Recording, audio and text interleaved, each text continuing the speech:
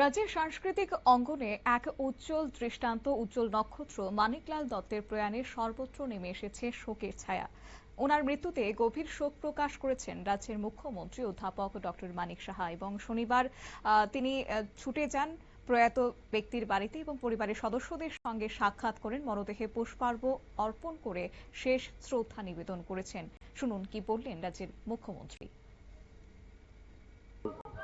না, অত্যন্ত দুঃখের বিষয় আজকে যে আমাদের অত্যন্ত শ্রদ্ধেয় মানিক দত্ত মহোদয় পরলোকগমন করেছেন।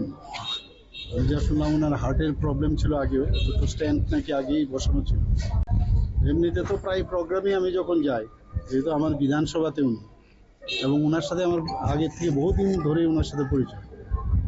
এরকম একজন সাংস্কৃতিক ব্যক্তিত্ব মানে ত্রিপুরাতে কিন্তু আমি বলবো এক্সেপশনাল, এবং মানুষের সাথে যেভাবে উনি কথা বলতেন, একজন টিচার হিসাবে উনি, আমরা সবাই জানি, খুব নাম করেছেন।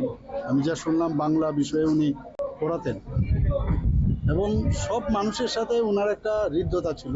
মানুষের সাথে মানে মনে হয় যে উনি ওনার অ্যাবসেন্সটা সবসময় ফিল করতেন। কোনো কারণে যদি উনি আসতো না, তাহলে মানিকবাবু কোথায় গেছে, স্যার কোথায় গেছে, এরকম প্রায় এর মধ্যে আমার সাথে কথা হয়েছে। আমি আজকে ভগবানের কাছে প্রার্থনা করি, ওনার আত্মার সদ্গতি কামনা আমি করছি, এবং ওনার পরিবার পরিজনদের প্রতি আমার সহমর্মিতা রইল। এবং এরকম ব্যক্তি আমরা এদিন রাজ্যের মুখ্যমন্ত্রী তিনি ছুটে যান প্রয়াত নক্ষত্র মানিকলাল দত্তের বাড়িতে এবং ওনার পরিবারের সদস্যদের সঙ্গে কথা বলে তাদের প্রতি সমবেদনা জানিয়েছেন এবং এই কঠিন সময়ে পাশে থাকার আশ্বাস দিয়েছেন।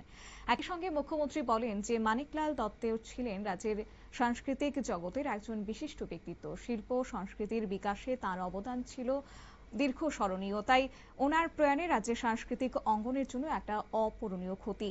এদিন বিশিষ্ট সাংস্কৃতিক ব্যক্তিত্ব, শিল্পী জগতের বিভিন্ন সদস্যরা, শুভানুদায়ী প্রত্যেকেই ওনার বাড়িতে ছুটে যান এবং ওনাকে শেষ শ্রদ্ধা নিবেদন করেছেন।